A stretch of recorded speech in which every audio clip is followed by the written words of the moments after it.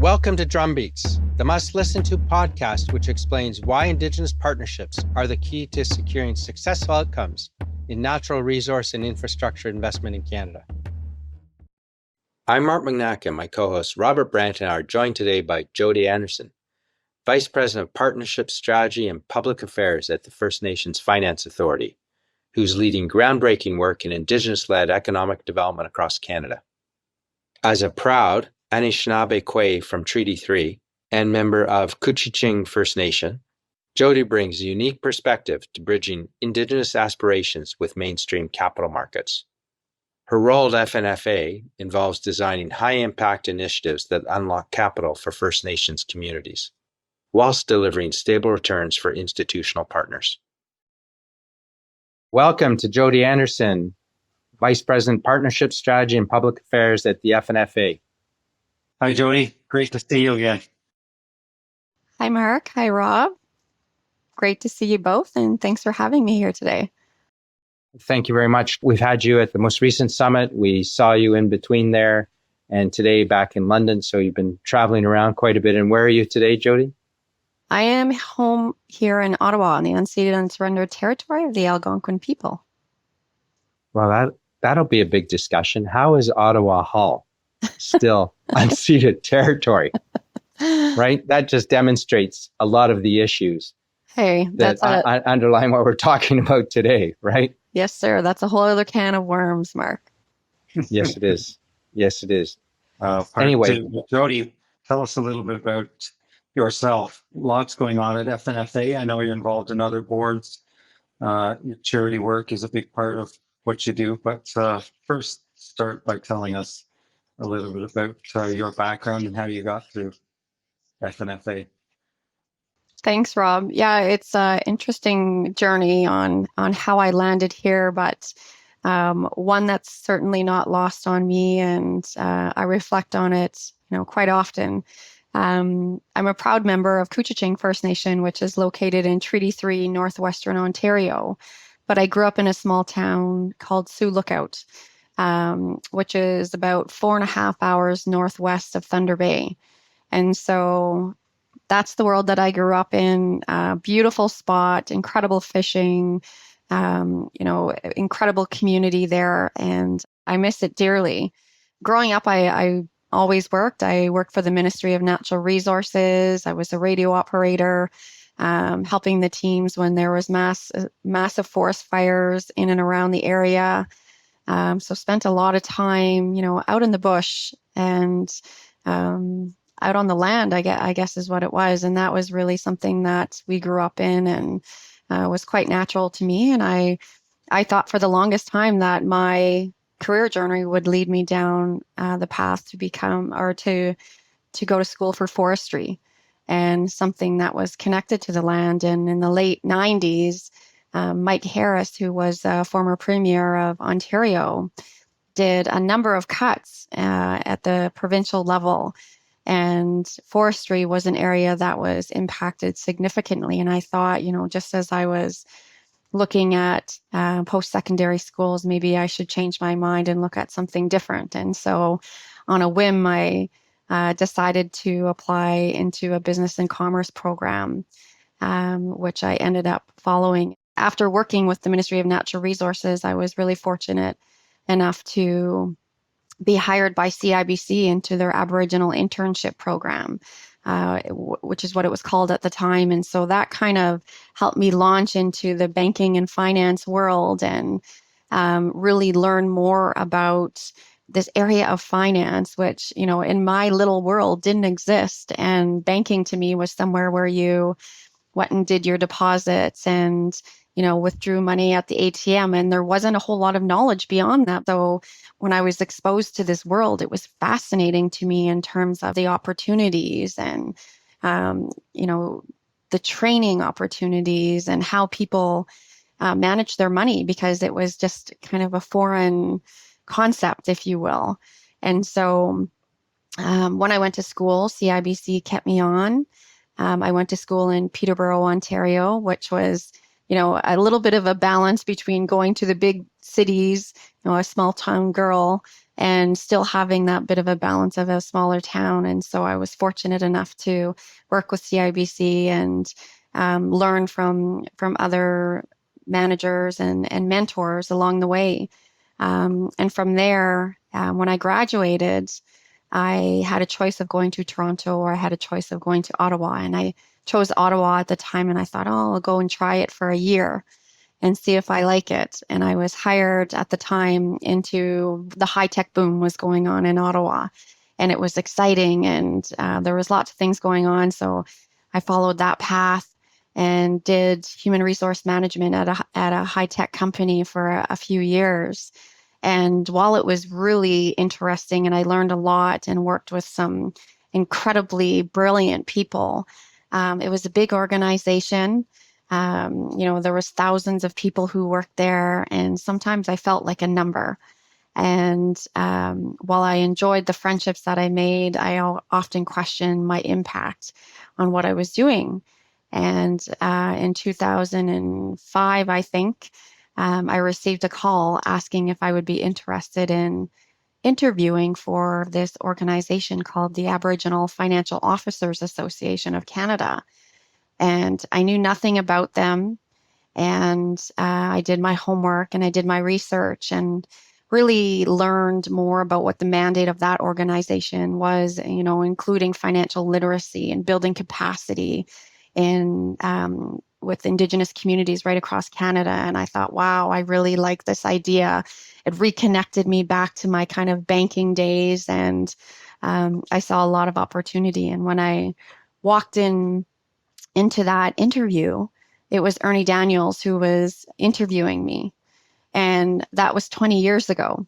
20 years later, I still work under Ernie's leadership, and he has afforded me great opportunities and has been an incredible mentor in terms of helping me navigate this world and this community, and has been a real beacon of light, not just for me, but for many people.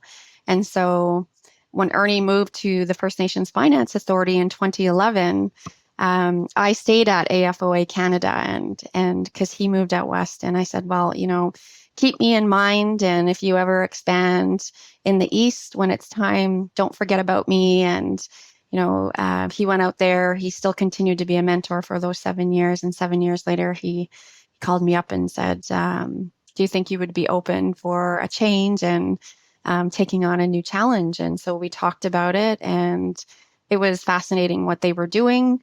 It was fascinating around the opportunities. And that was 7 years ago, and I've been with the FNFA ever since. Wow. Just have to touch base. First of all, Ernie Daniels, we've been fortunate. He's joined our summit, been on a previous podcast with us, and he's obviously one of the leaders in this whole area, and a man of great reputation and insight and contribution. And as you said, been a mentor to many. But I have to come back, and we've talked about this before. Whenever you say Sioux Lookout, I just think, oh, wow, because we used to go in the summers from Toronto to Manitoba, and we drive up through Northern Ontario to get there. And we used to go by Sioux Lookout, and it was like, wow, such a whole different world. But it's one of those great names that resonate. And Rob, I think we're very fortunate on this podcast because we get so many Canadians, of course, but from all over the country, and all these names, I'm sure to most of our listeners here and in the city of London, thinking Sioux Lookout, Peterborough would ring a bell because there's a Peterborough here that I happen to live in, which is different than Peterborough there, but Sioux Lookout and all those places. And it just shows how diverse Canada is, and everybody has a unique experience growing up. And your story about how you made it to Ottawa, and probably the Senators have a greater chance than Leafs of winning the Stanley Cup. So it'll probably be another good reason to move to Ottawa. But Ottawa's a beautiful city that was chosen by Queen Victoria as the capital, Ottawa Hall, to settle the issue of should the capital be in what was Upper Canada versus Lower Canada.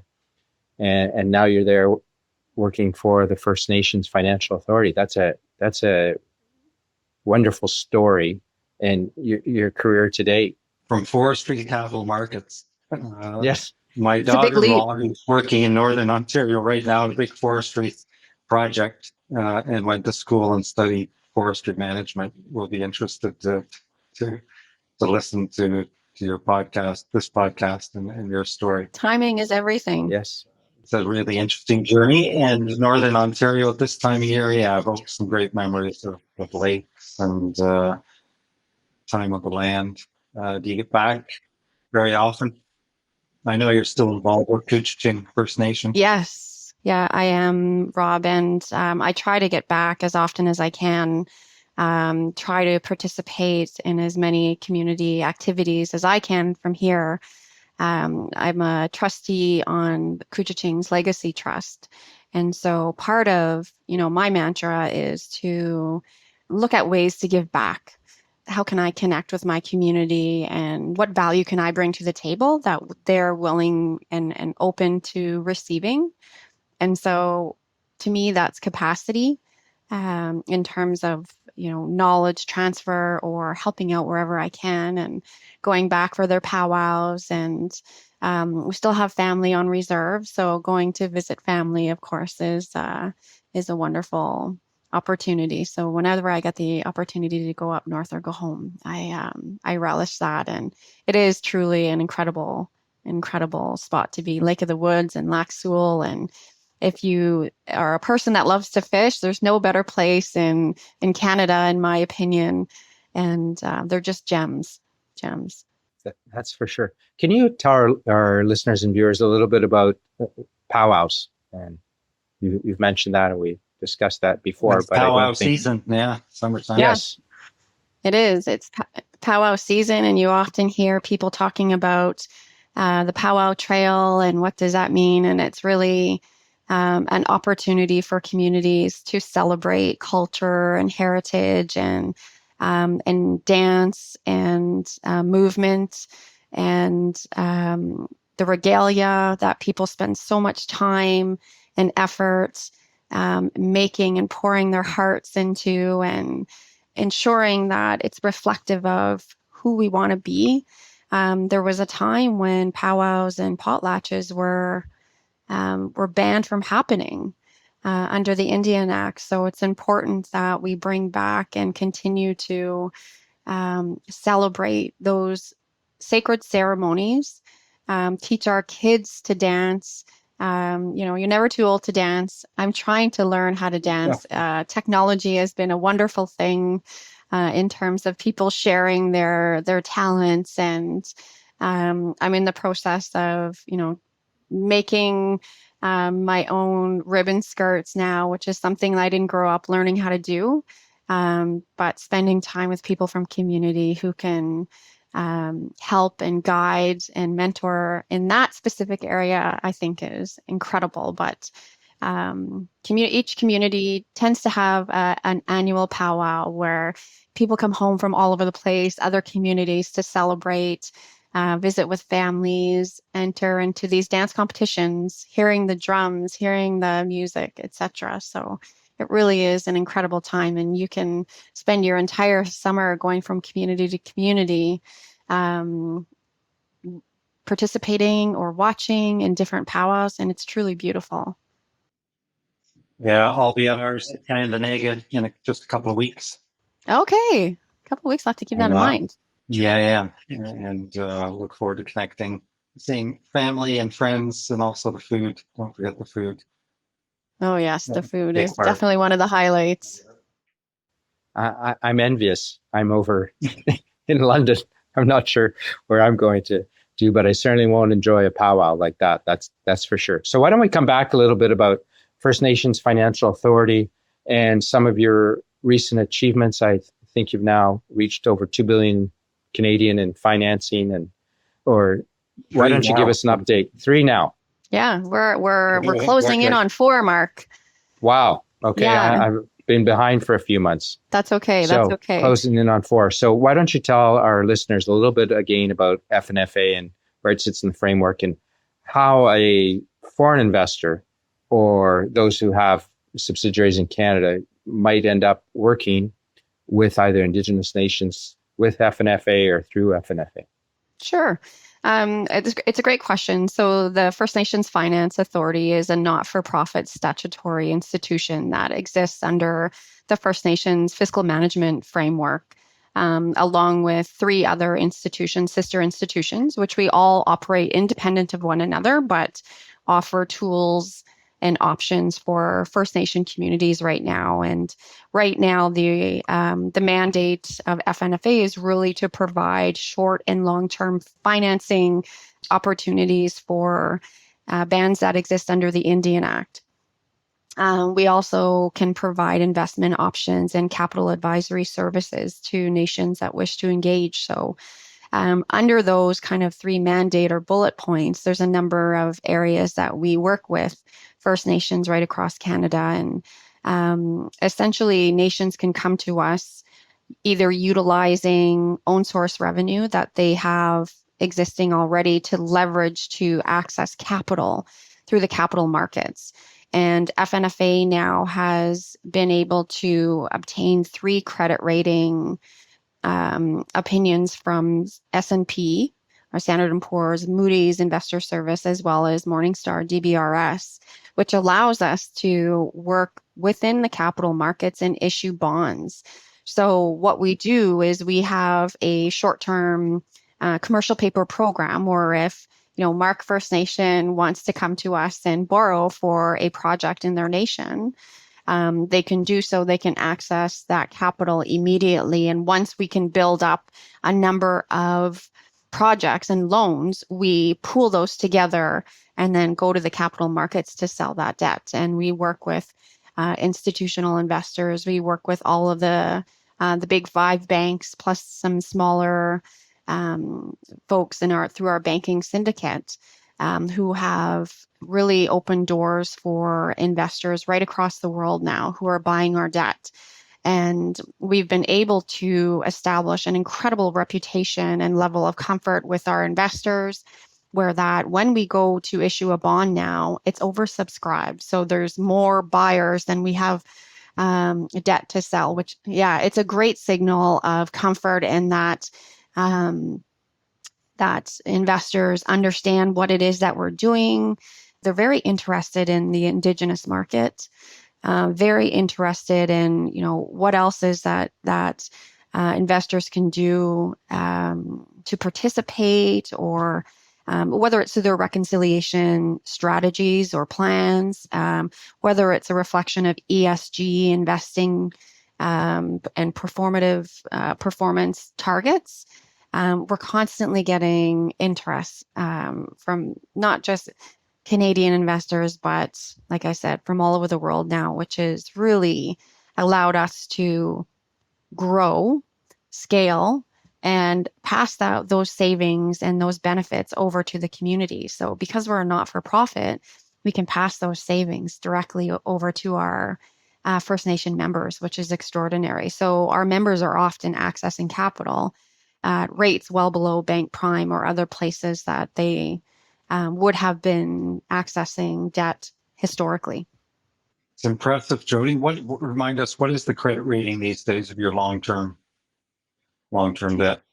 We're sitting at about a AA and a stable from Moody's Investor Service, and an R1 through our commercial paper program, mid-stable, and again, AA with S&P. So we're regarded very stable within the investment community. We work very closely with the credit rating agencies so that we maintain that relationship. We're priced very close to the province of Ontario, which is a great, a great thing to be able to say at this point. So we have received a number of different credit rating increases. Even throughout COVID, we actually received a credit rating increase, which was quite rare to see during that time. So, well, AA is fantastic. That's equivalent to our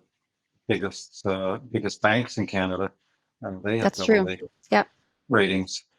That's right. So our big boss says that he wants to get to a AAA rating That's what we're trying to achieve, so our members can enjoy the benefits of cheaper capital. So we're striving to do that with the work that we're doing.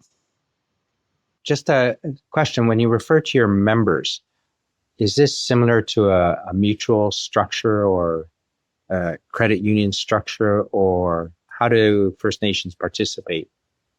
It's a good question. So what was very important to our leadership when this act was being contemplated and designed and the drafting of the legislation was happening was that this act, although it's federal, was to never be imposed on any First Nation.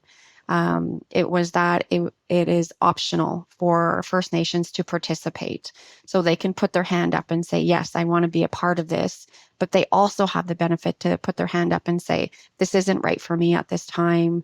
We're going to opt out of it so that, we're not forcing anybody into this, and where that this regime actually acts as another tool in the toolkit that nations can utilize for projects or for other circumstances. And I want to be clear, because it's not just FNFA and access to capital. There's another institution, our sister institution, which is the First Nations Financial Management Board, who works with the nations to build capacity. And that's really unique in and of itself, where that, we heard for many years that we were just getting consultants or folks coming in and just doing the work and leaving. But when they left, our communities were still left without the capacity to manage. And so that was really important, that worked in parallel with the communities and meeting communities where they're at to establish financial practices and policies, and to strengthen governance and to strengthen their financial administration, so that 10, 15 years down the road, that capacity and those tools still existed internally for communities to work from. Yes, and I remember at the Commonwealth Trade and Investment Summit that you attended, Jody, there was a lot of interest in terms of from other nations, other members of the Commonwealth. How does this work and set up? Everybody was like, we want to learn more. So obviously what's been achieved is something not just relevant for Canada, but other nations as well. Yeah, absolutely. And we're getting, this has been a really instrumental year in terms of kind of breaking into a global stage, if you will, Mark. And certainly through the investment summit has been a catalyst for us, for sure.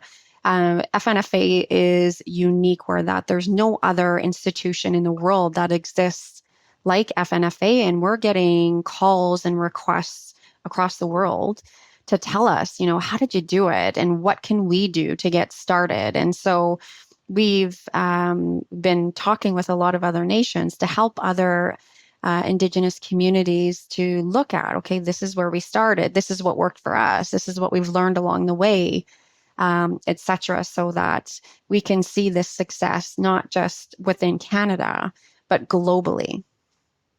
And give us an idea, there's lots happening at FNFA, and you're deploying capital loans, you're issuing bonds, but any recent projects you're most proud of?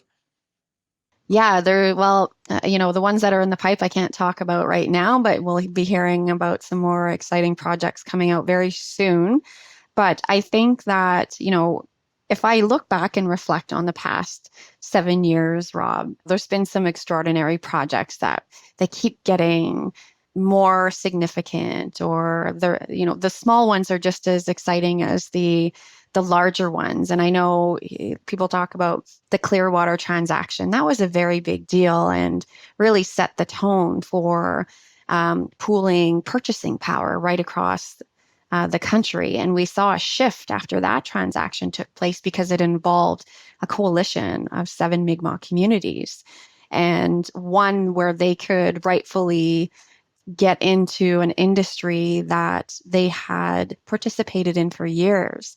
So not only was this a financially meaningful transaction, but it also reflected the values and the culture of the communities that were involved. So that was definitely a big one and turned a lot of heads. But remind us, that was the acquisition by the Mi'kmaq Syndicate of a 50% stake in Clearwater Seafood's business. That's right. And we helped them finance the purchase of I think it was 24 lobster licenses, which is, you know, the government isn't issuing licenses anymore. You can get into that industry, but you have to kind of buy into it, and that's really the only way now. So there's significant value in those licenses, but it was transformative for 7 communities. And at that point, that was during COVID. So that was really interesting. And I think we issued that transaction and, timed it in the markets where that community, we could lock in a rate for 10 years of 1.9%.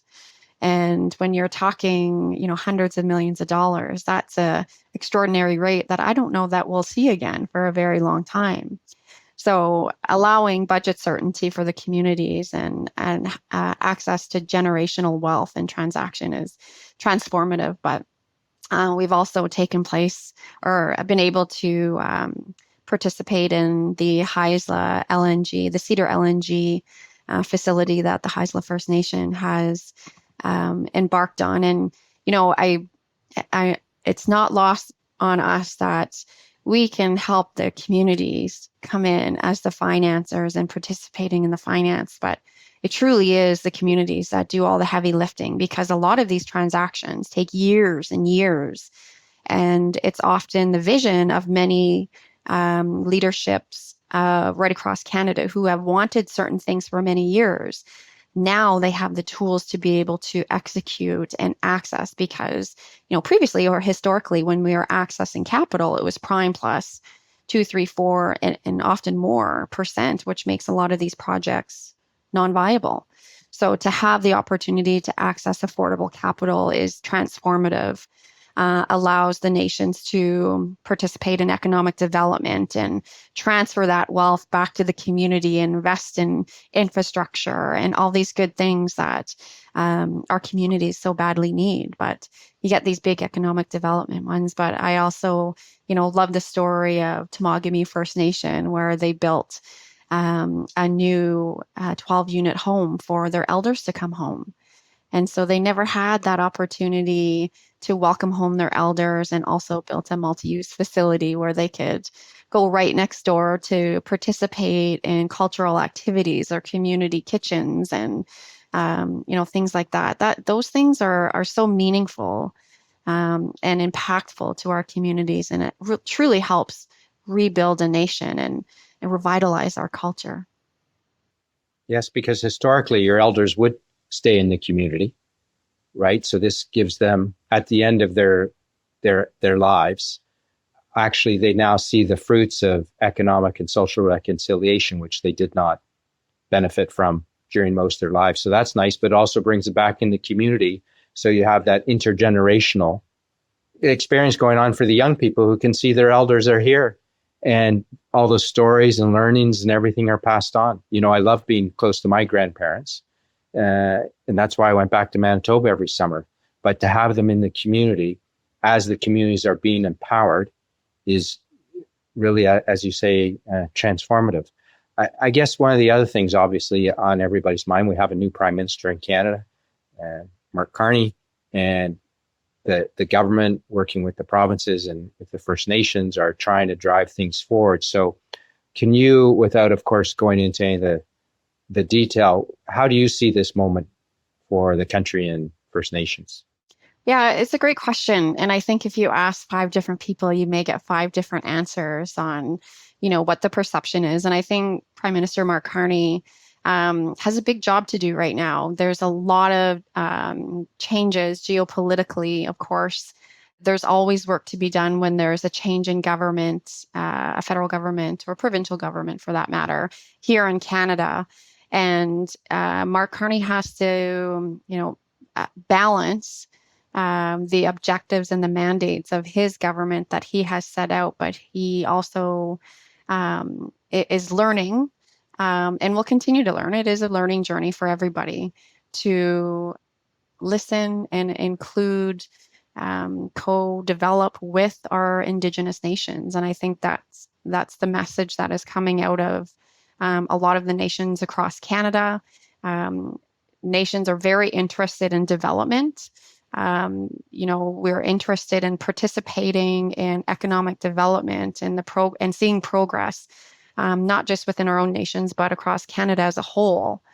But there's expectations and responsibilities that come along with that in terms of consultation and listening to those rights holders who really are the communities in terms of how they wish to participate. And a lot of these projects will be identified as priorities for our nation. So it will be interesting. Dialogues continue to happen. I'm hopeful, that I think Mark Carney is a very smart businessman and understands the power of negotiation and the power of listening to come with a win-win opportunity. So I'm always an optimist, thinking that good things will prevail. That was my question, Jody. Are you optimistic? Can we find a way to do these transactions, these projects, in a more efficient way, in a faster way? Investors in Canada and around the world would all like to see that, but at the same time respecting rights holders and consultation processes, because these projects have a big impact, especially on Indigenous communities who will live with the effects for forever in some cases. Yeah, absolutely, Rob. I think that, whether we look at any of the priorities, whether it's projects of national interest, whether it's climate change, the path to execution and success is through in our Indigenous territories. So it's really not an option not to engage. And I am optimistic because we need to think differently. We need to be more innovative, and we certainly need to be more efficient in terms of how we're approaching these projects. Because I think that, if we're not, the result is that timelines are not met and costs are overblown. And, there is a way to be more expedient and more efficient and meet those expectations of consultation and FPIC and all these important things that are critical to our communities. So I am optimistic, but it takes time, right? A true partnership just, it takes a lot of work. I wanted to ask Jody a little bit about your podcast, Let's Bond. Tell us a bit about that. Yeah, thanks. It's different for me to be on this side of the podcast table, although it's fun. And yes, FNFA, we have a podcast called Let's Bond, and we bring in community members to talk about their projects or some of the challenges that they're seeing or have encountered, and sharing solutions to some of the things that they have experienced. I'm sure Chief Derek App. He has an incredible episode where he talks about Chiacdil's housing project that we were fortunate enough to participate in, and the impact that that's had on his community and elders and young folks having homes for the first time. So we look at things like housing, we look at things like insurance, we look at the history of FNFA and some of the original leaders that helped stand up this organization. And then we talk about, what's coming down the pipe. What other new innovative tools are we looking at? And it's important for us to hear from the people that we work with and to truly listen to what's happening in communities. Because if we're not listening, then I think we're going in the wrong direction. And certainly our approach has always been to truly hear and listen to our communities so that we can develop and design tools that work when our communities need it. We would love to have you guys on that podcast, by the way. We'd be happy to be there. That would be great. I just, a comment from all the podcasts that we're doing, and both of you are Indigenous. You can feel the 7 generations thinking coming through, that you're thinking, what is the impact down the road? And it's not separate from the community. It's part of it. So, many of us, we're in the UK, or Rob and I have both been here, and, they talk about different projects and there's environmental assessments, but you don't feel that deep sort of ownership and concern for what does this mean down the road. So that really, really comes through. But I also think just a separate point, the scale of the opportunity and challenges in front of Canada. So China just announced earlier today, President Xi, or yesterday, a huge 170 billion dam in the Himalayas that is now going to be the focus, the effort. And I forget how much concrete the reference was. And, in the UK, they will get that done. They have a different system of government, obviously. In the UK, we've had something called HS2, and we've already spent, $35 billion on it, and it's not going to get completely done. So every country is facing these challenges in terms of development, infrastructure, and energy projects, and how to make things happen. And I remain, as Rob knows, an optimist on this, that I think Canada's going to find something very unique about how to work with the rights holders, which are usually the Indigenous people in Canada, along with settlers and those who are new to the country, to come up with a model to provide a model of how a society should work in the world we live in. We're all on planet Earth, and hopefully we achieve, here's how you can actually do it. Leveraging the millennia of knowledge and traditions, as well as the best practices, and how you get things happen and deliver them and provide returns to investors, which is very important in the world we live in. So I really enjoy these podcasts. So I enjoy Let's Bond too, and we'll feature some of those as well and talk to our investors about what they can benefit from that. But it's been absolutely great having you with us today, Jody. Really special, as always, to have a conversation with you. Thank you, Mark. It's been a pleasure, and I enjoy our discussions, Rob and Mark, and could probably chat for another hour very easily. So, thanks for inviting FNFA and allowing us to share our story. Thank you for inviting us to your summit, which I can't wait for the next one. We've been finding it extremely beneficial for us in terms of sharing our story, but meeting other folks that can help us achieve the goals and what we're trying to do here in Canada. So well timed. Yes. Yeah. Thanks for joining us, Jody. Thanks for your time. Always great to catch up. Enjoy the rest of your summer. Congratulations on everything that the FNFA has been able to achieve today. Thanks, Rob. Thanks, Mark. We'll be watching the news, so thank you very much. Thank you to Jody Anderson for sharing your insights with us, and thank you for viewing and listening. Be sure to share, subscribe, and leave a review on your favorite podcast channel. Thanks for listening to Drumbeats. Until next time.